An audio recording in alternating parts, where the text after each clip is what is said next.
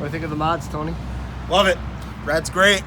Almost better than the factory and much lower. Don't buy Tein Flex A's. They make shit piles of noise no matter what you do.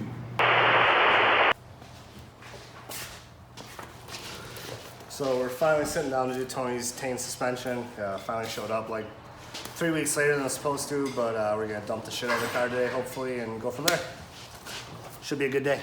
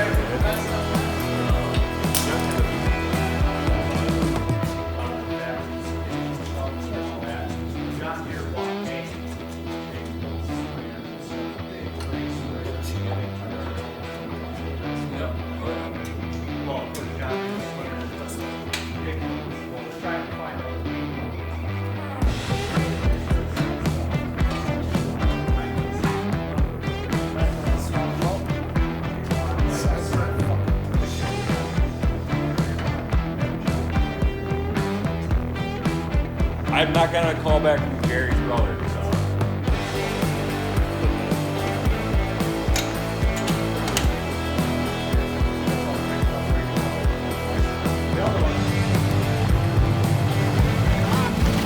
Not bad.